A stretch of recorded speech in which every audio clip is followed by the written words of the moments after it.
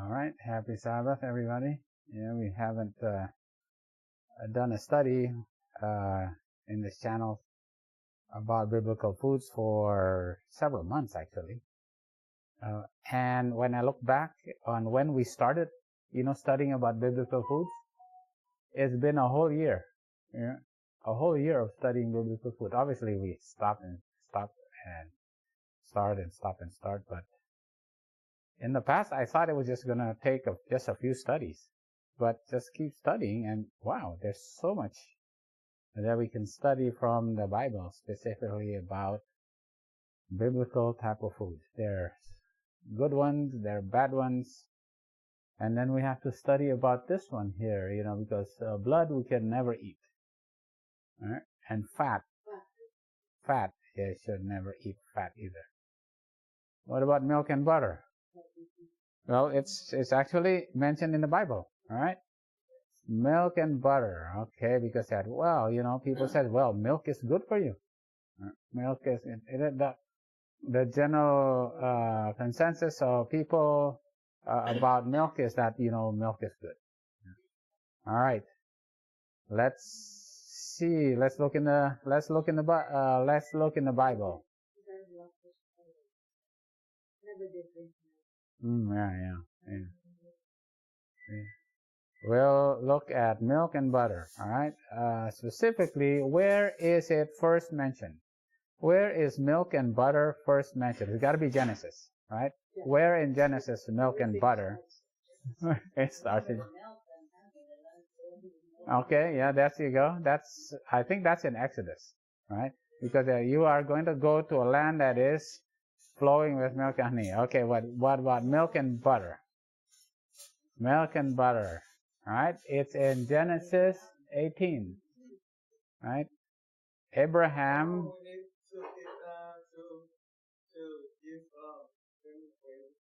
The angels. Strangers came, right? And the strangers. He was, the story about this is always you have to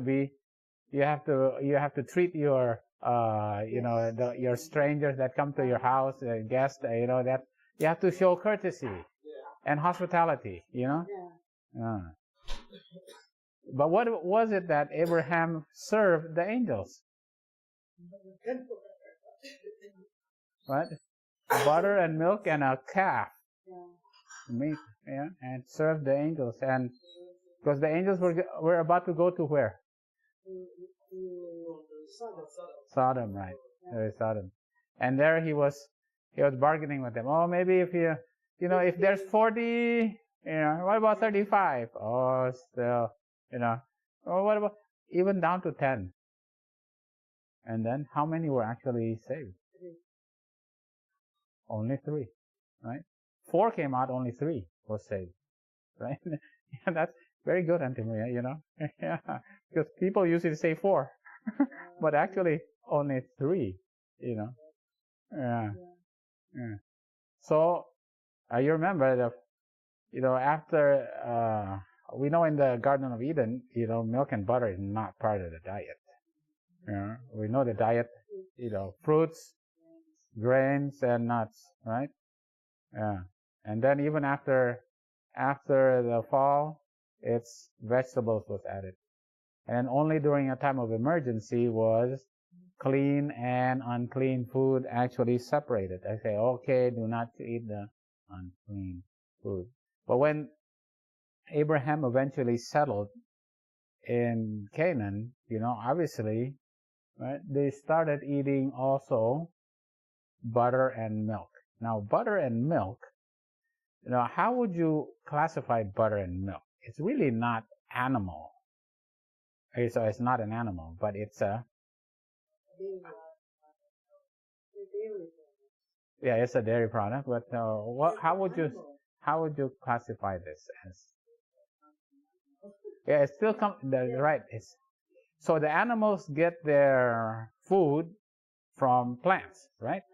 The cows and then even the sheep and the goat, they get plants. So they get plant foods, right? Which is what God actually intended for them to eat, which is good for them. But then in their bodies, what did they do? They processed it. The protein, they break down all the amino acids in the protein, and then they rearrange it such that there's more essential amino acids in their muscles, right? More of the essential amino acids, right? And then the carbohydrates, now they process it, right, to become more processed, and it goes into their milk. And then the fat, it's unsaturated fat in the plants. They process it in their body. It becomes more saturated, and they add cholesterol, and it goes into their milk.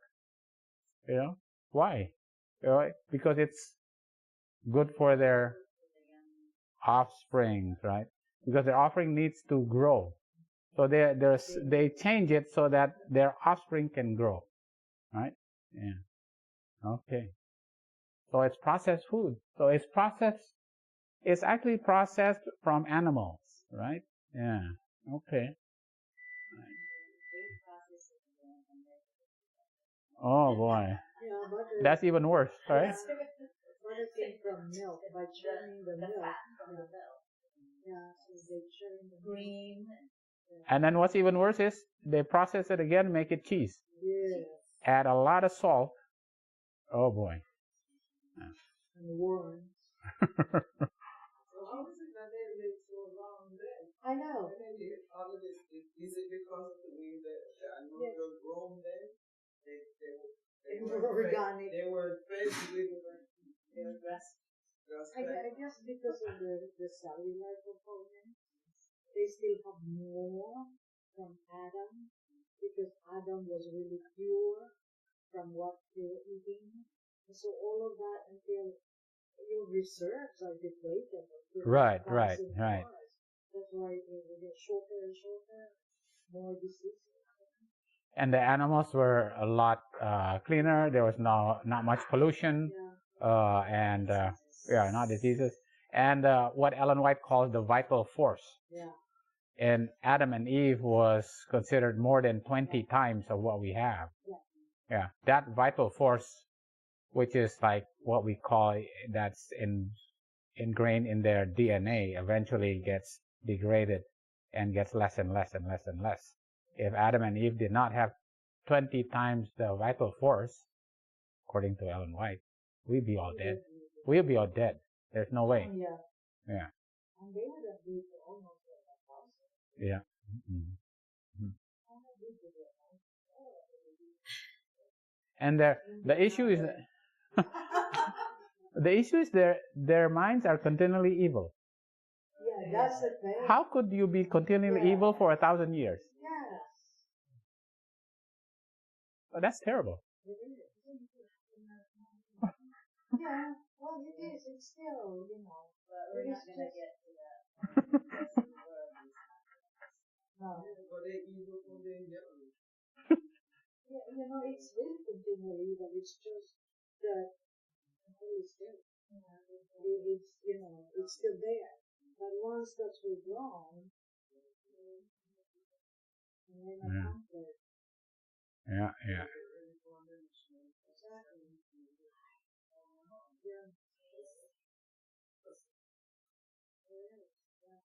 And this is the one that where milk again mentioned in Exodus. It says, I'm going to take you to the land that is flowing with milk and honey. So what is that? Canaan. Okay. You're coming out of Egypt. You're eating Egyptian food. That's going to make you sick. And I'm going to take you to a land that is filled with milk and honey. Now, milk and honey is actually processed from animals, right? Yeah. Milk is processed by the cow or the goat, and the bees process the honey. So it's still processed by animals, all right? But no, it's not. Honey insect.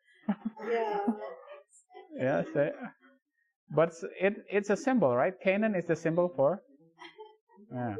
So because Egypt is a symbol for the earth, and Canaan is a symbol for heaven, right? So they get to something that's better, right? and where it is. Now in Deuteronomy, this is basically the same promise, right? The same promise, right?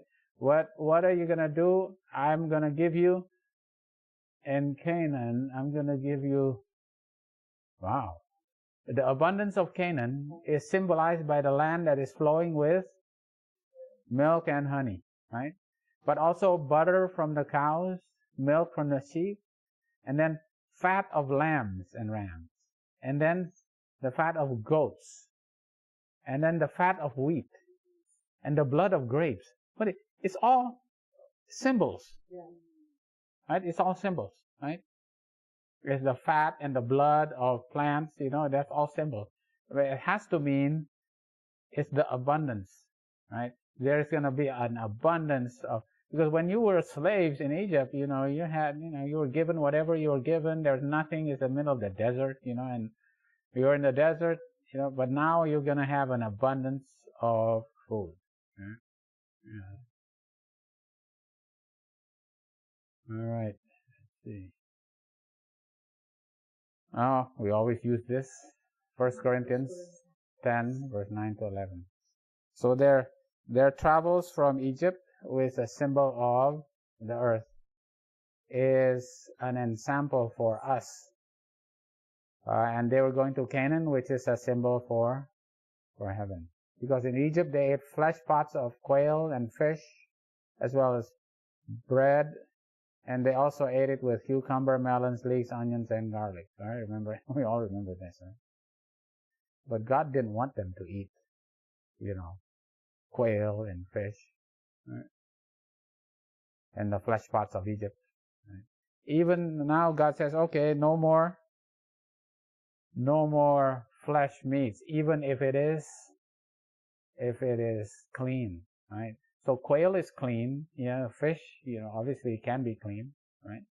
But the thing about it is, just before you get to heaven, or just before you get to Canaan, you have to have relieved yourself, of the lust. It's not, they did not get into Canaan, not because, it wasn't because of that they ate the quail. It was because of the lust.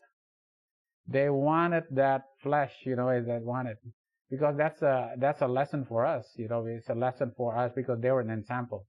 So if we want to go to heaven, we cannot go to heaven with the lust of, earthly foods. No more lust of earthly foods. Yeah. Because we're going to have to eat manna in heaven. Okay. So what are we going to eat in heaven? Early writings, page 19. Right? And I saw the fruit of the tree of life. And what else? Manna. So that's the fruit of the tree of life. And there's manna, almonds, figs, pomegranates, grapes, and many other kinds of. It comes with many other kinds of fruit. So there's many other kinds of avocado. We got some mango. But maybe at that time it's easy to open. Here we have to use knife.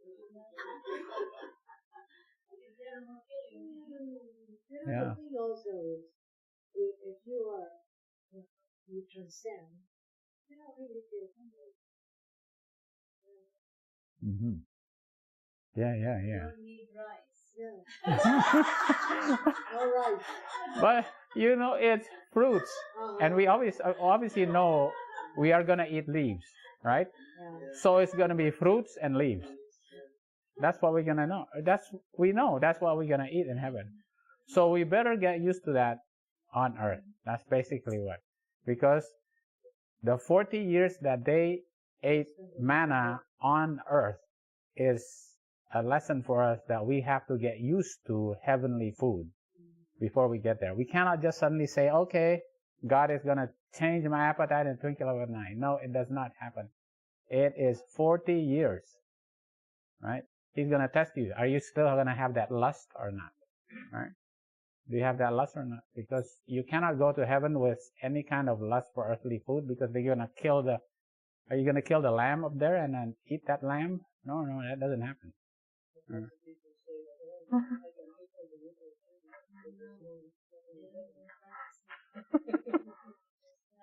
It's not the eating, it's the lust. Yeah, it's the lust, right? Okay, so let's put this on a timeline, right?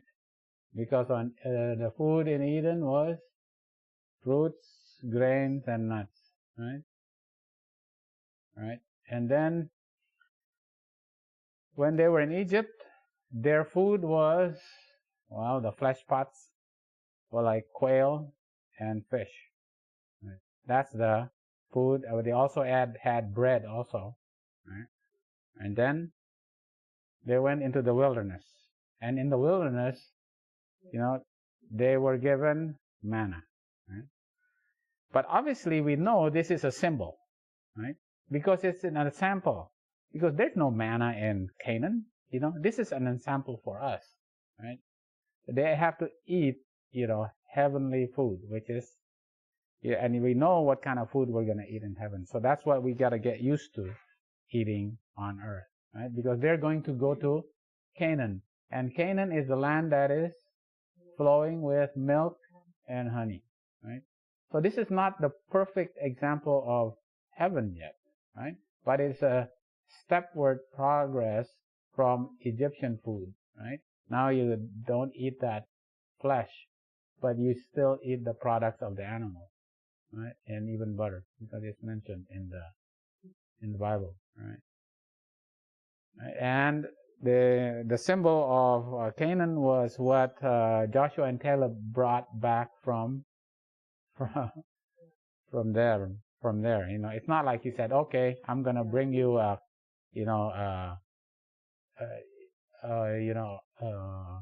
milk and honey or a cow or something like that." No, he brought grapes. Yeah, that's the symbol of Canaan. Right? They brought grapes. Okay, so from earth. We're gonna the earthly foods, right? The flesh foods, right? And when we go to heaven, there's not gonna be any flesh foods, right? Because what we're gonna eat in heaven is symbolized by the golden pot of manna. That's the manna, and grapes, right? But in the meantime, you know what? It's still okay until we do eventually move away from the products of animals, right? So this is what we're going to go into about. We moved away from eating flesh, and now what about the products of animals like milk, butter, and obviously things like cheese as well. All right. There's a story that you remember about somebody who was he was running away from a battlefield, and he was so thirsty, and then he went into a camp, and the lady in the camp says, "Oh, you're thirsty, here, let me give you some milk." And when Sisera was given milk by Jael, what happened to him? He fell asleep, right? And because of he falling asleep, it was easy for Jael to kill him. Yeah. So when you listen to this story, you go, "Oh no, milk. Milk make you sleepy." That's one thing that. Why does milk make you sleepy? Because of There's an amino acid called tyrosine, right? Tyrosine is the precursor for serotonin. Oh, it makes you feel good. And then serotonin then is a precursor for melatonin. It'll make you sleepy. No, it doesn't have the melatonin. Yeah, so milk makes you sleepy, right? All right. Yeah, okay.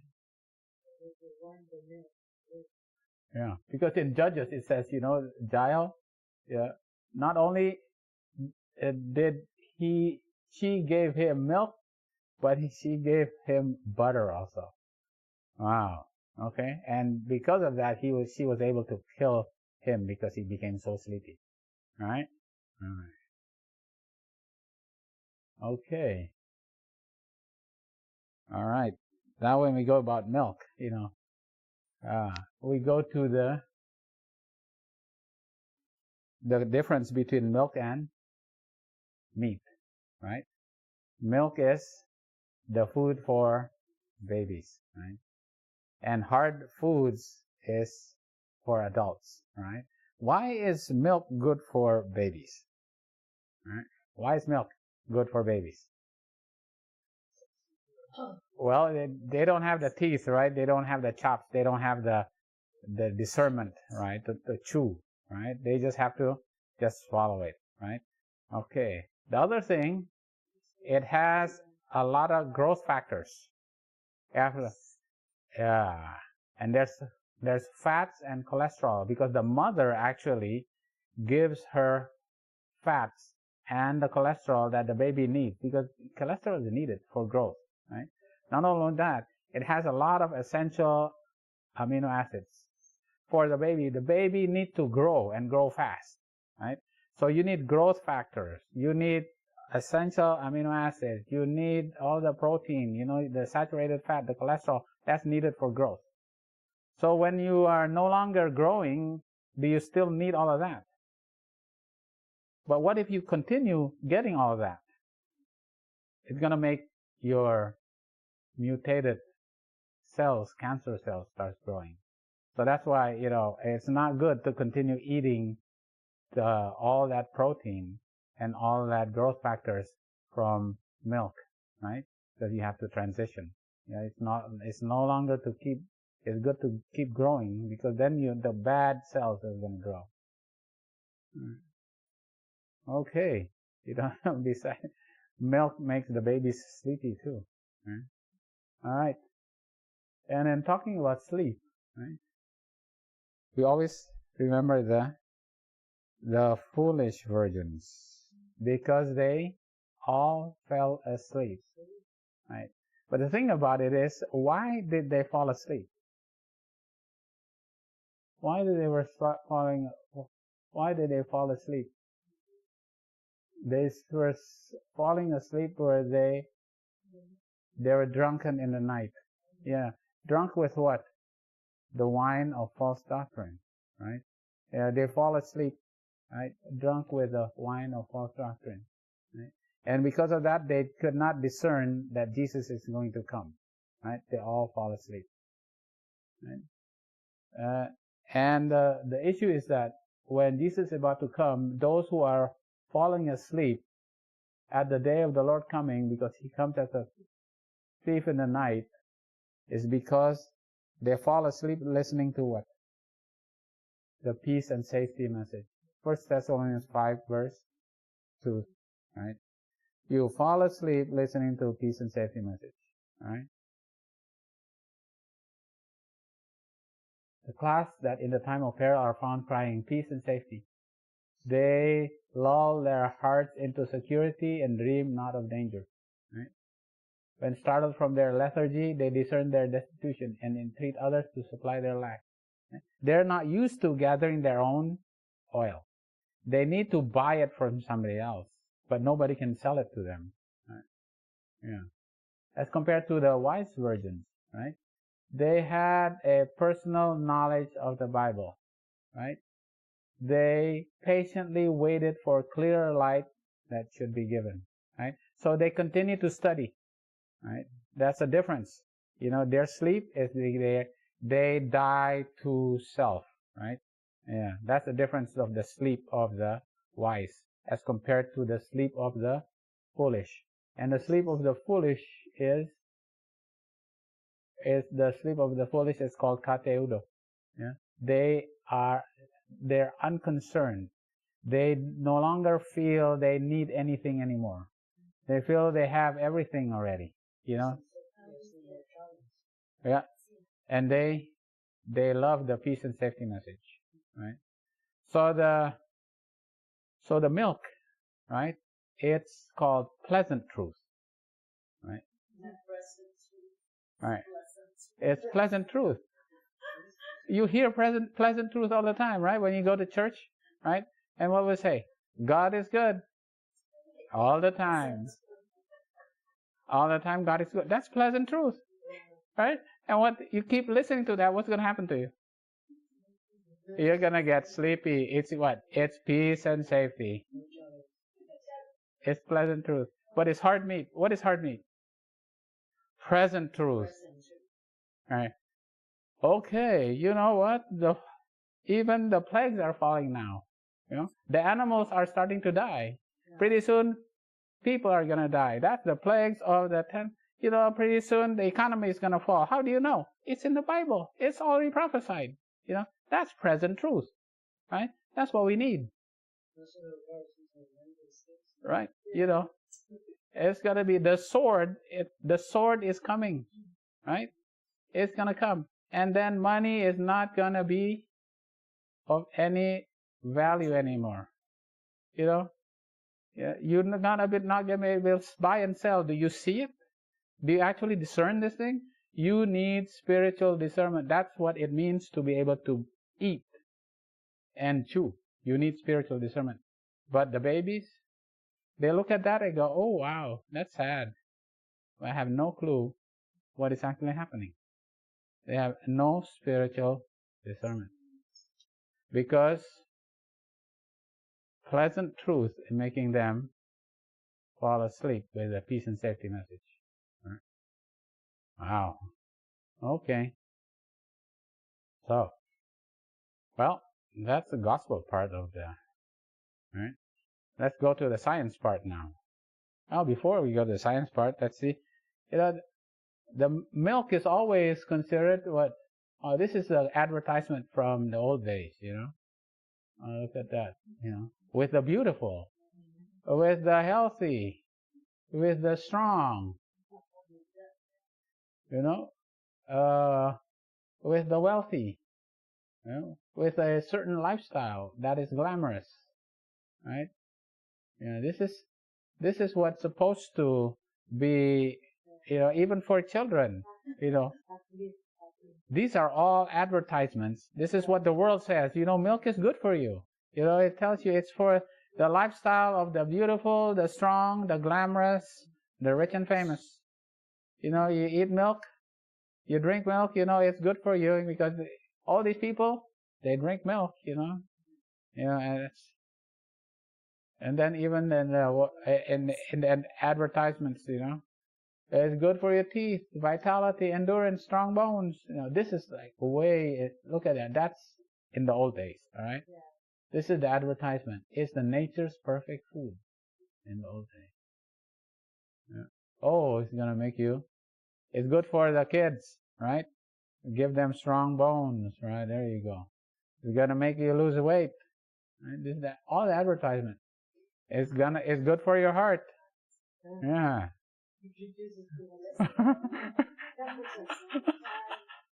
This, you know, this is what it says, right? Look at all that. Now,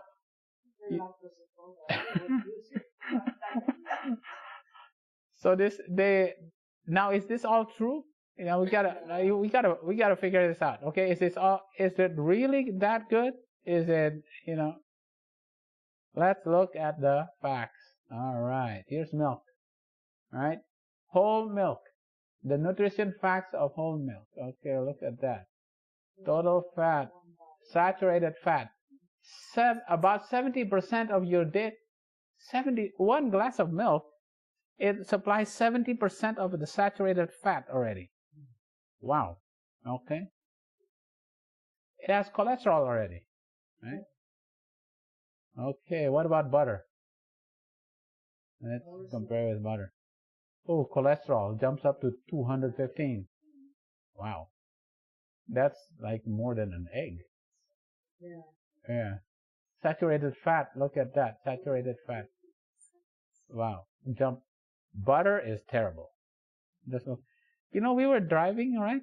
You know, it's, well, almost as bad, but when we were driving, we saw the advertisement of Steak and Shake. Did you see that? What do they use now? They don't use plant oil to make they advertise very big. They use beef lard. All the French fries are fried with beef lard. No more plant oils. Lard. Beef tallow, sorry. Beef tallow. Beef tallow. Remember McDonald's? Their French fries, they used to soak it in beef tallow. And most of the soup because it's not allowed. So now they stopped doing that. Yeah. But steak and shake, that's big time. French fries taste good.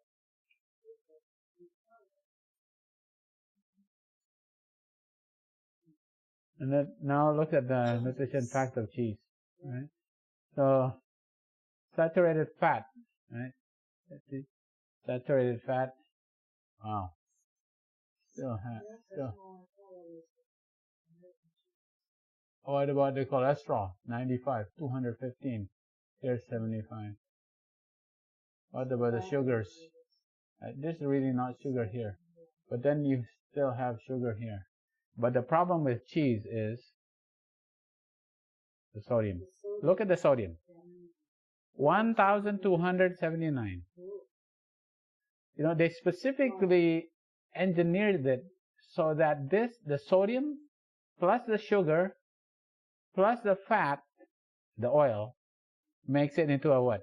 An SOS food, you know. And this combination here makes it very addicting. Yeah, this combination, it makes it addicting. So that's why cheese is so addicting. Right? A lot of people have trouble, you know. They said, okay, I can give up beef, but cheese, oh boy, that's tough. Oh, the kids they love cheese. You know, it's specifically engineered because of this sodium right here. Sodium plus cholesterol and saturated fat, that's oil, right? Sodium, oil, and sugar, right? Makes it very addicting, right? Okay, and so we'll see what the sugars are, right?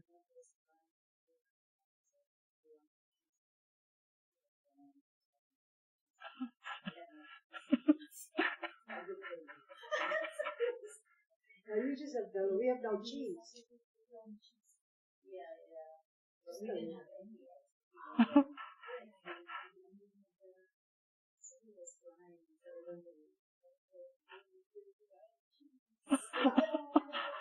Oh.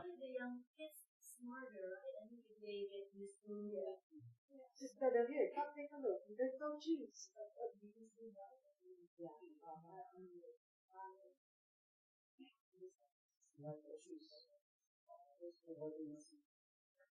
Yeah, mac and cheese. Yeah. The issue is that it's so addicting, and they make it specifically so it becomes addictive. All right. Okay. So, what's the sugar that's in whole milk or mother's milk? Right? What's the sugar in it? Right? This is simple sugar. This table sugar is sucrose. In whole milk, it's lactose. And so, why are most Asians lactose intolerant? We don't have the enzyme called lactase to break this. Lactase breaks this, boom, right there, right? So that now you can absorb the glucose, right? When this goes through your system and it's not broken down, it causes a lot of gas, right? A lot of, it's hyperosmolar, so it causes diarrhea, bloating, gas, and all that. And we all know this because a lot of Asians are lactose intolerant, because we cannot break this bond right here, the glucose and the galactose, right? Cannot be broken. Now galactose, you know what? Where did the galactose come from? Actually, from plants. Yeah, galactose actually comes from plants. But when galactose is bonded with glucose, that's what we cannot, right? We can't tolerate that, right? Yeah. But galactose also comes from plants, right? The issue is that, in the world, look at lactose intolerance. Where are the people who are lactose intolerant? The most people in Asia and Africa. Right? Asia and Africa. North America, Europe are most not really lactose intolerant. Look at the percentages. Okay. How could this be such a good food for everybody if 100% of the people where? In South Korea, what is that, North? South Korea, 100% are lactose intolerant. Yemen, wow. Look at all these countries. Right. But there are more than 90% of the people in those countries are lactose intolerant. They can't tolerate the milk. As compared to the European countries, 4%, 7%, UK 8%, neither. Well, this is one, Belgium, Germany, right?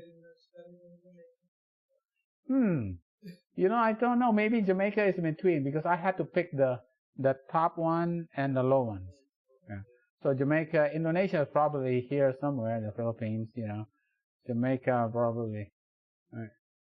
It doesn't show here. Where is that? Jamaica is, no. But anyway, it's gotta be here somewhere, but it's definitely not in the top 15, right?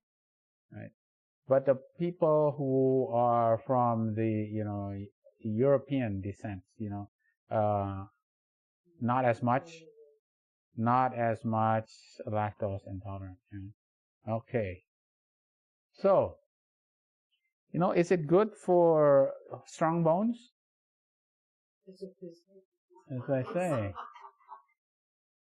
So they did, they studied like 96,000 people and found that more milk consumed as teenagers, there are more bone fractures experienced as an adult in men, but not in women. And they said it may have something to do with their height also, because the taller are, the more easier they get. Yeah, they're easier to get fractures, right? But they said, in conclusion, the greater milk consumption during teenage years was not associated with a lower risk of hip fracture, right? So do you think you actually benefit to have less hip fractures? No, it is not.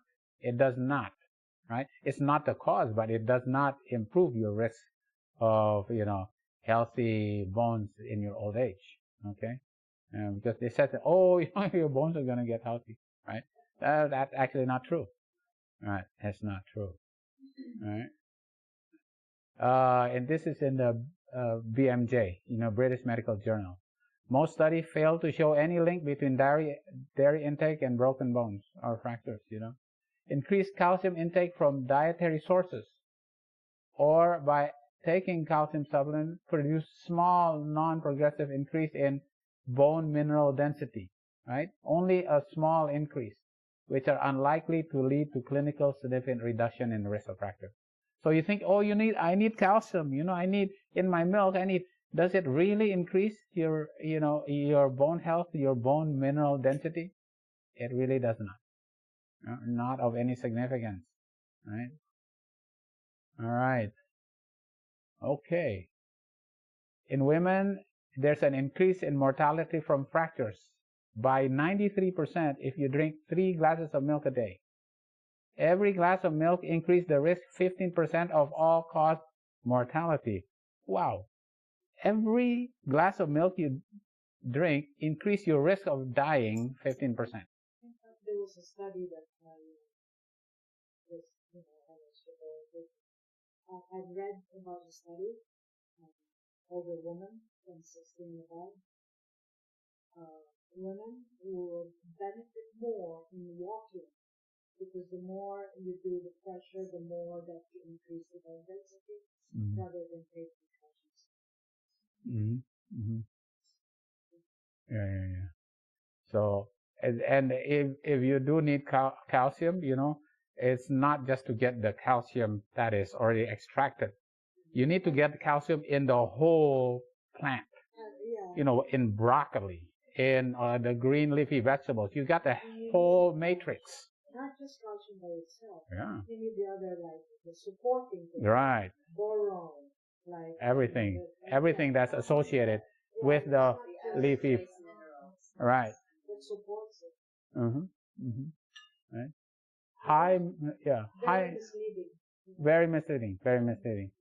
High milk intake was associated with higher mortality in one cohort of women, in another cohort of men, and with higher fracture incidence in women.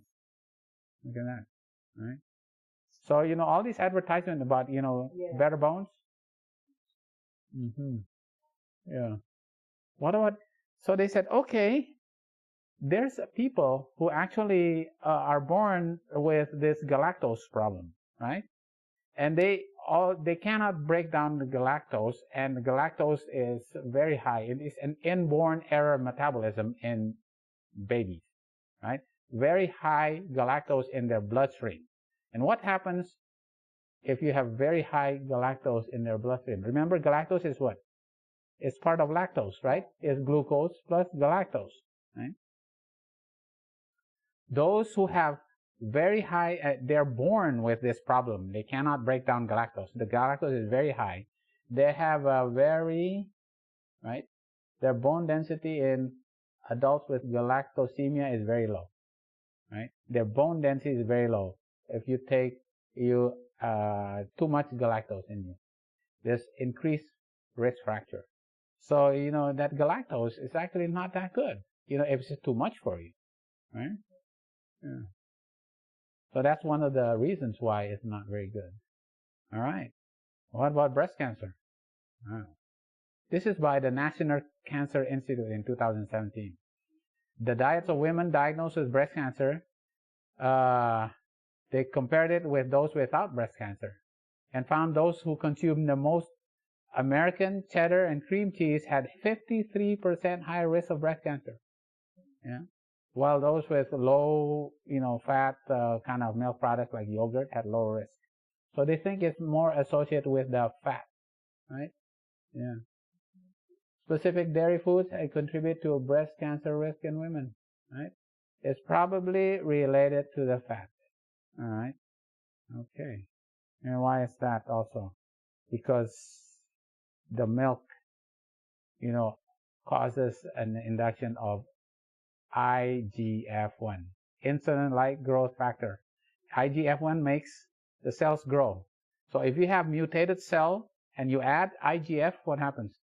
The mutated, it's like, okay, let's grow, all right? And what if you add more essential amino acids? Oh, let's grow some more, right?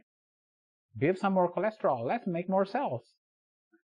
Yeah, that's, when you think about it, oh, this is really not good for you, right? All right. Okay, this is the life after cancer epidemiology study for those who have previously had breast cancer, right? Consuming one or more servings of high-fat dairy products like cheese, ice cream, whole milk daily had about 49% higher breast cancer mortality, right? Compared to those consuming less than 1/2 serving a day. Right? The intake of high-fat dairy was related to a higher risk of mortality after breast cancer diagnosis. Right? Wow. Okay. Everything lining up. This is not good. All right. Okay. Dairy, soy, and the risk of breast cancer. Wow. There you go. Okay. Let's compare. What happens with comparing dairy milk and soy milk. Right. Basically, this is by the World Cancer Research Fund. National Institute of Health, National Cancer Institute, right? Those women that consume a quarter to a third cup of cow's milk a day, 30% increased chance of breast cancer, right? And 1 cup per day increased the risk by 50%, all increased, right? But what happens if they substituted that, cow milk for soy milk?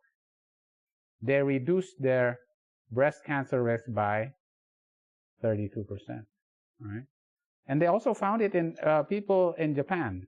What happens to people in Japan? There's really not much breast cancer. Yeah. But what happened when their children immigrated to America? Right away, breast cancer goes up. Yeah. Yeah, it's related to the fat that is not only in the food, but also in the milk and dairy products and the cheese and the butter. All right. Okay. Let's look at this.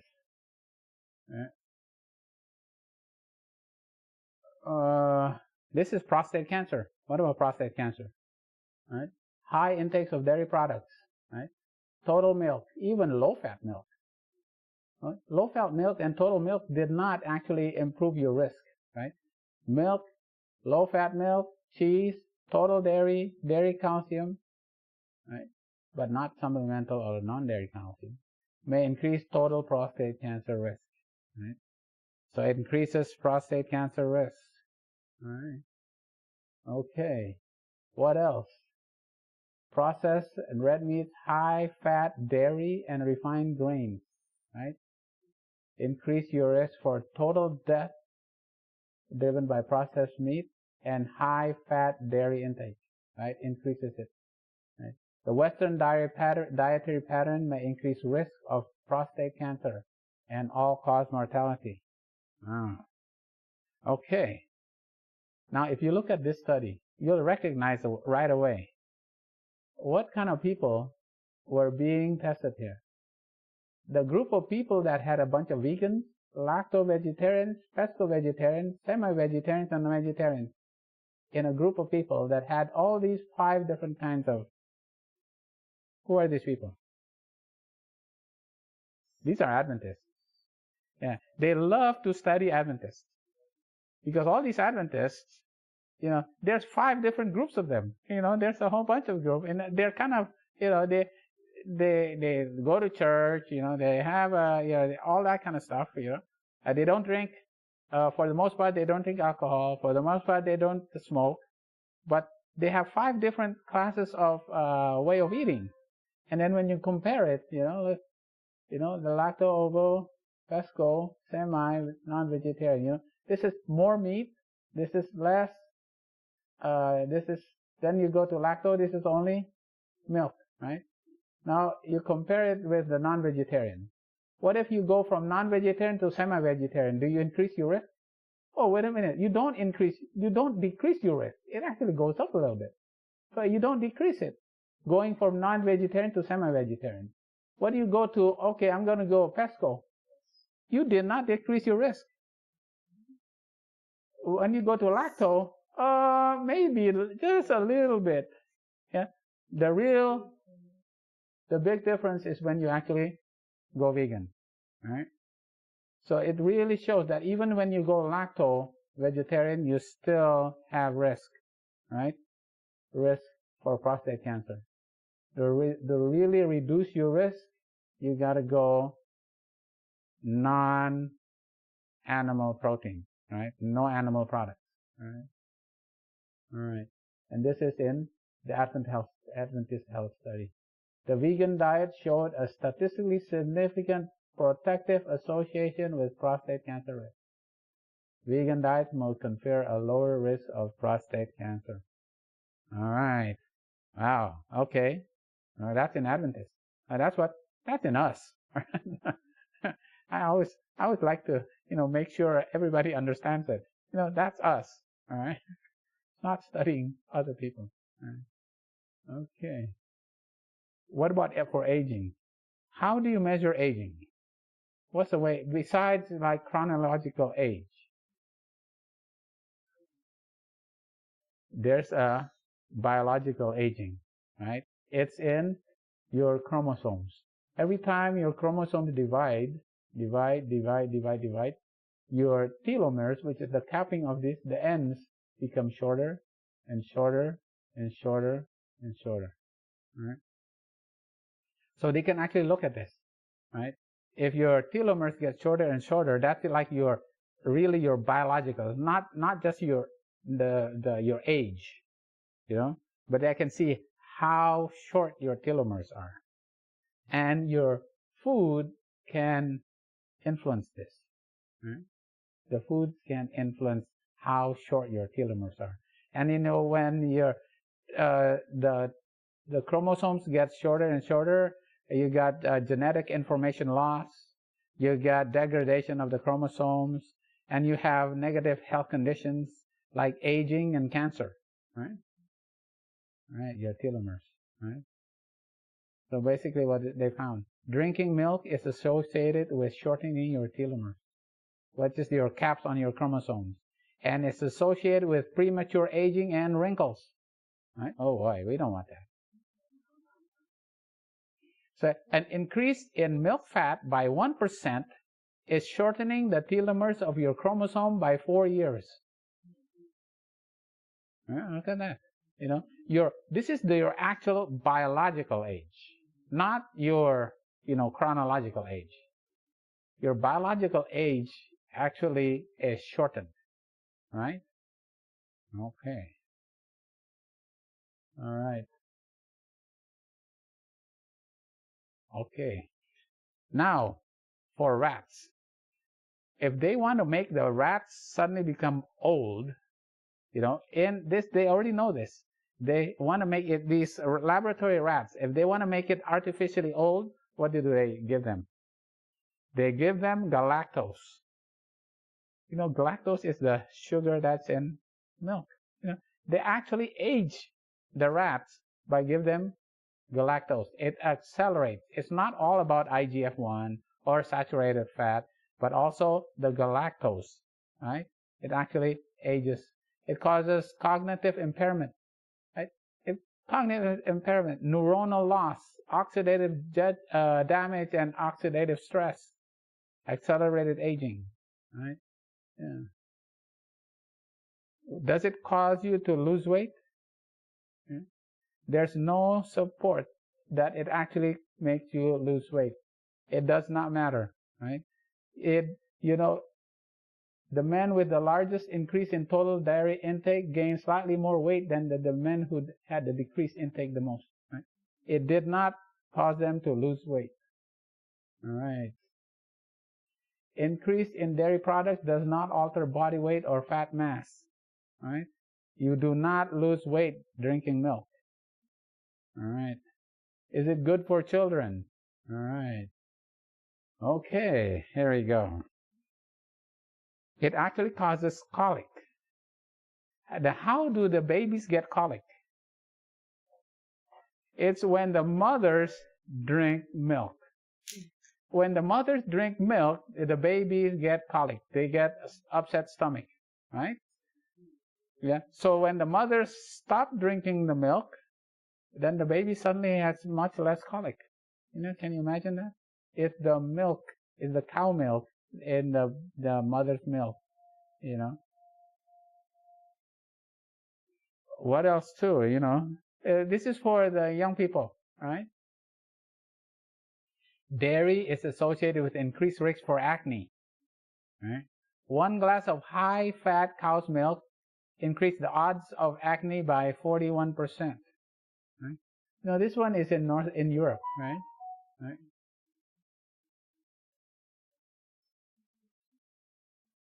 Yeah. See, and when you want to talk to young people, you talk about high blood pressure or your cholesterol. Oh, they don't care about that. But if you talk about acne, oh, now now you get their attention, right? Yeah. See, this study says, look at this. The odds ratio for acne, we did not find any observational or genetic association between milk intake and acne in our population of adults. Wait a minute. Look at this.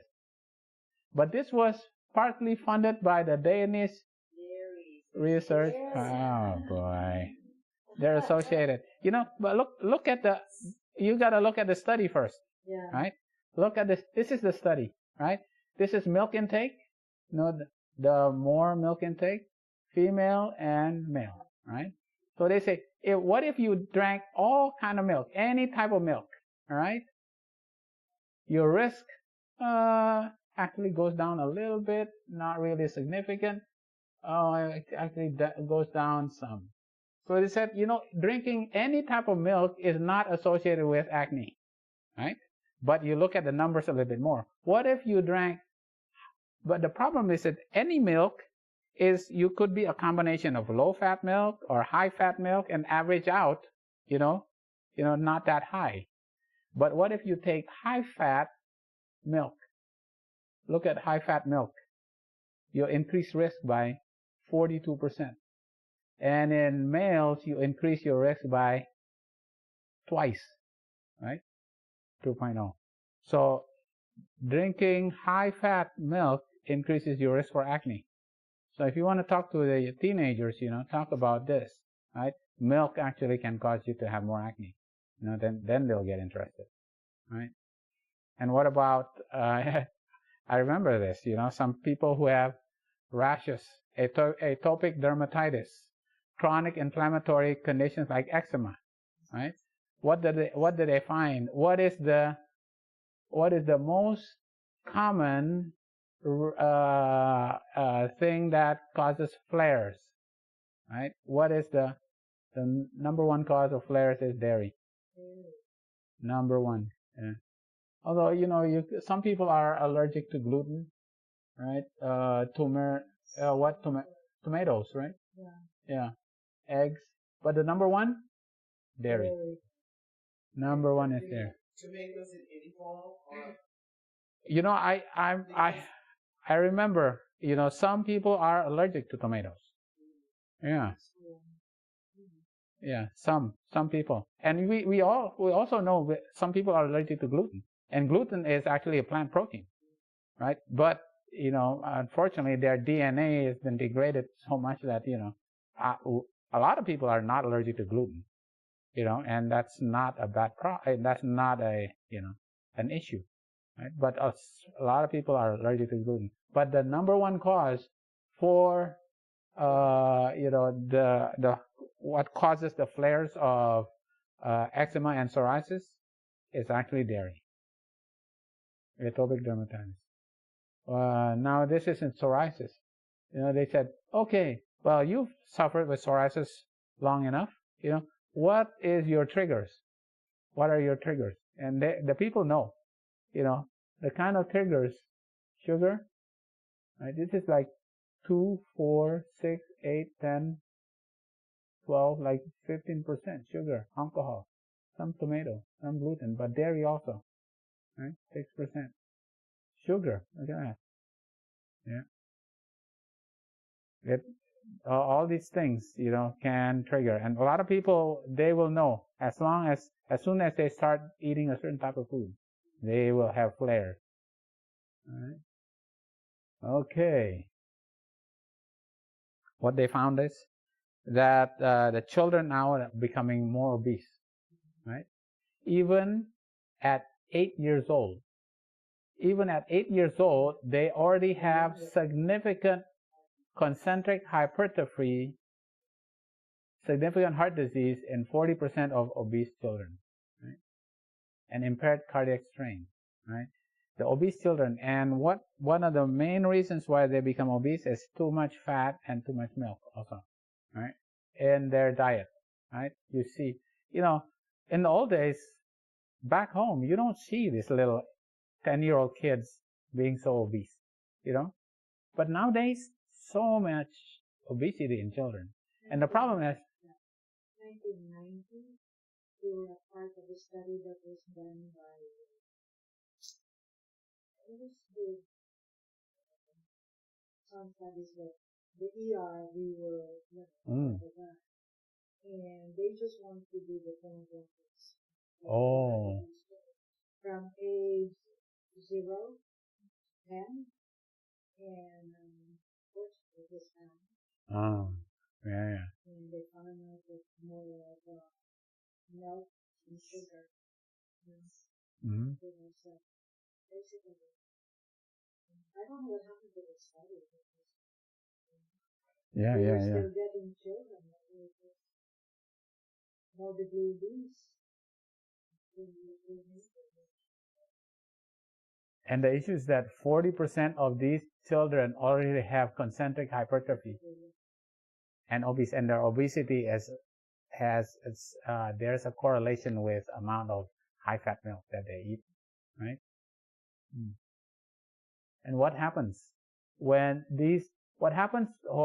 obese children? Here are the obesity ones, the healthy weight Okay, this is the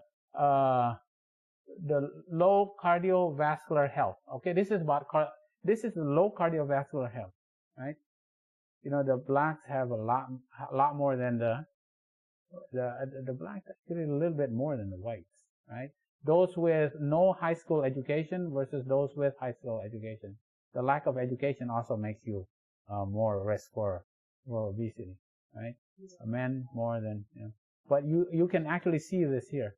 But those who already have a low cardiovascular health in childhood have a significant increased risk of cardiovascular disease in adults because they already have heart cardiovascular hypertrophy even when they're 8 years old. You know, they're going to get heart attacks much sooner, right? Much sooner. This is, those who have poor cardiac health, their risk of dying is so much more, right? All these blue ones on this side, right? Yeah. Okay, we have a few more here. The high cardiovascular health in the late adolescence or young adult was associated with a very low rate of premature cardiovascular disease and mortality over 32 years. So if your cardiovascular health is already good when you're young, your risk for premature cardiovascular disease and mortality is much, much better, in the long run. All right? Okay. All right.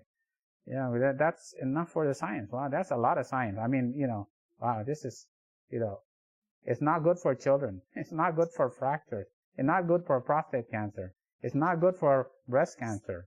It's not good for overall mortality. Yeah. It's not good for, wow. We should avoid it.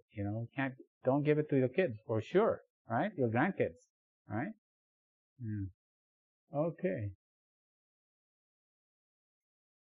All right. This is, we did this before, right?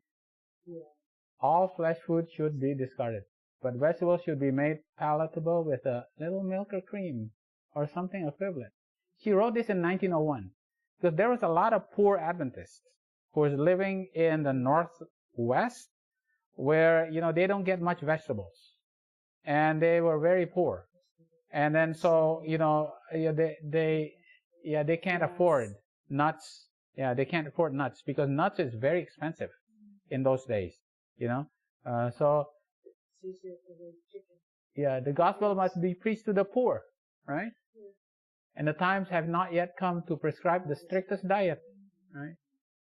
But the time will come when we may have to discard some of the articles of diet we now use, such as milk and cream and eggs. But my message is that you must not bring yourself to a time of trouble beforehand, thus afflict yourself with death. Wait till the Lord prepares the way before you. God is going to tell you, you know what? It's now a time for you to, this has never been okay, right? Even in Noah's time, God said, no, this is unclean, right? Nope. Even until now, even from the time of Noah, right? This, in the desert, right? In the desert, they said, even the clean flesh, before you get to Canaan, you have to discard the clean flesh also. But in the time of Ellen White, you know what? Ellen White said, well, you know what? In 1901, there's still a lot of poor people that cannot afford the vegetables and nuts that are still expensive for them. So, this still may be okay. All right? But there's going to be time when it is not needed anymore and it should be discarded. And when is that time? Right? I wish to say that when the time comes that it's no longer safe to use milk, cream, butter, and eggs, God will reveal this. No extremes in health reform are to be advocated. The question of using milk and butter and eggs will work out its own problem. At present, we have no burden on this line. In 1901, she says, oh, we don't know. But then it says the diet reform will be progressive. The time will soon come when there will be no safety in using eggs, milk, cream, or butter, because diseases in animals is increasing in proportion to the increase of wickedness among men. Right?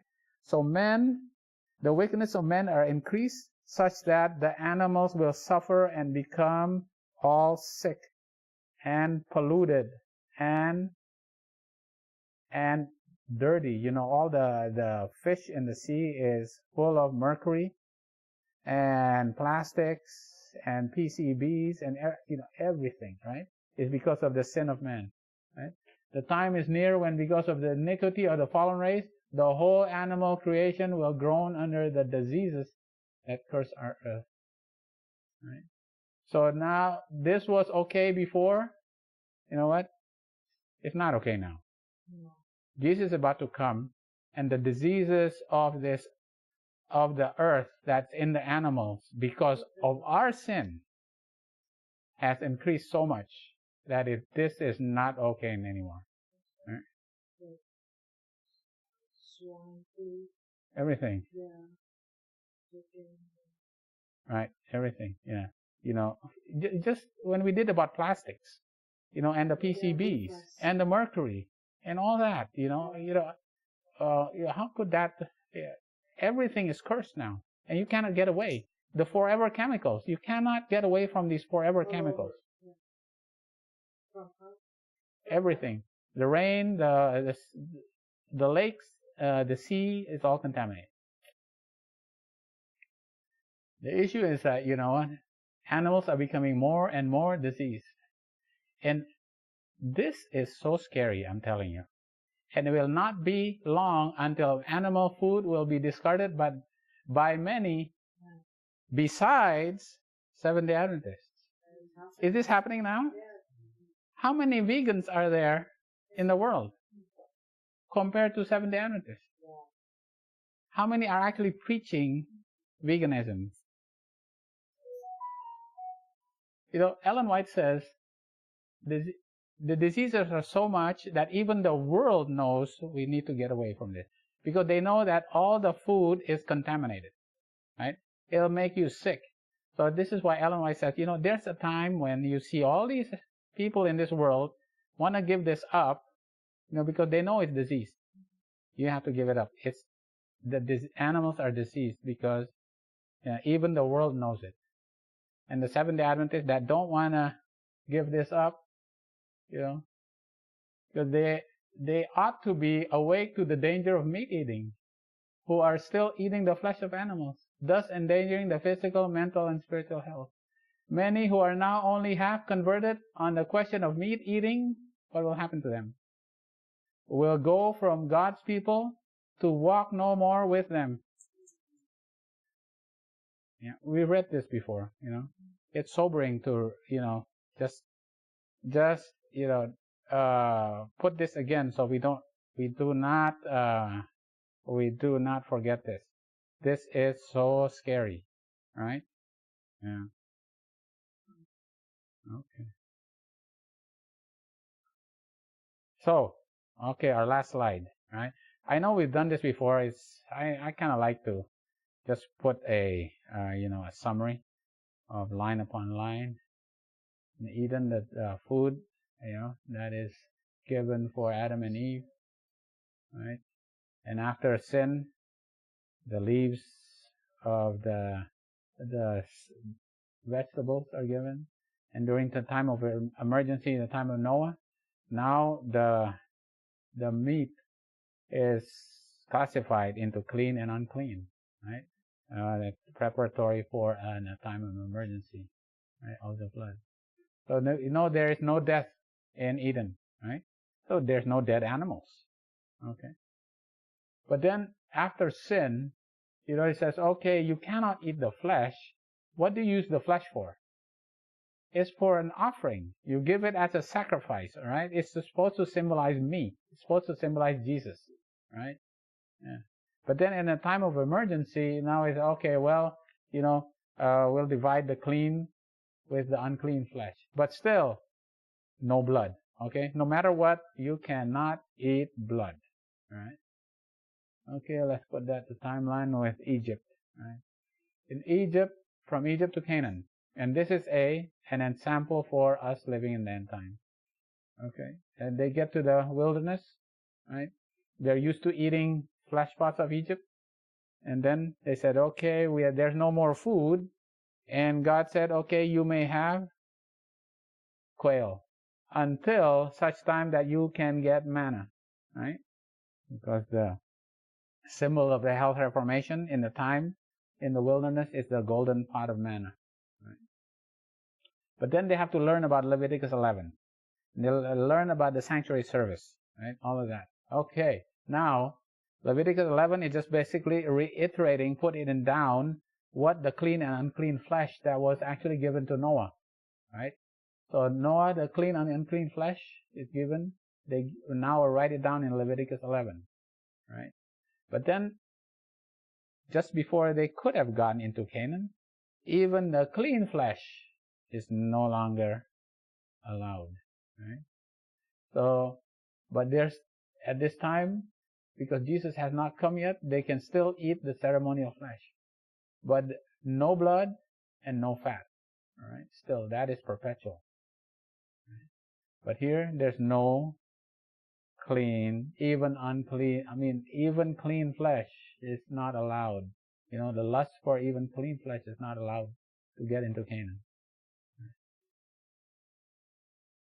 All right? That's Canaan. So, at the time of Jesus, Jesus says, okay, I am the ceremonial lamb.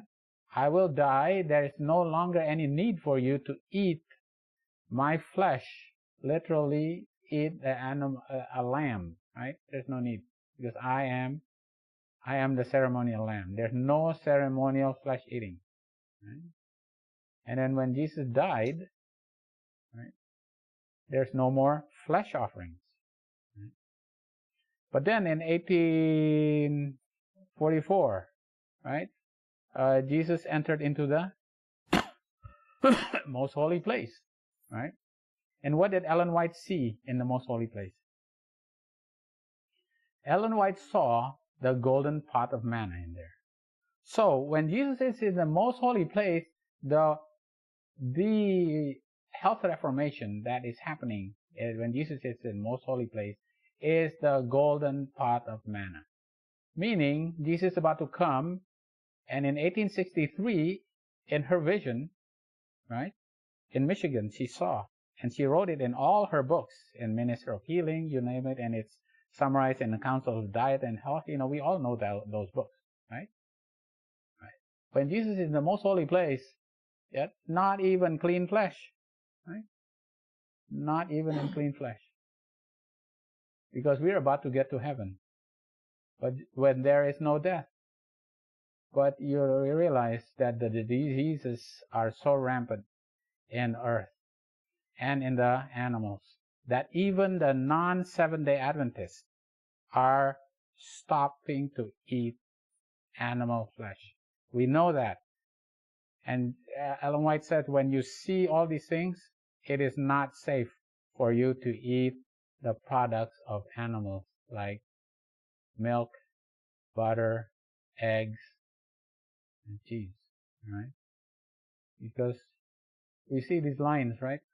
All line up together so that we know where we need to stand. We're right here. We're right here right now. This is where we're standing right now. Right? Okay. Right. All this is the more sure word of prophecy. The time has come that we get, we do not feed our children or our grandchildren with the food, the earthly food.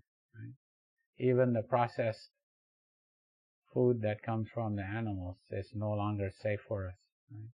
But we want to go to heaven, right? Where we'll be eating all the fruits and manna and the leaves of the tree of life, which will give us eternal life.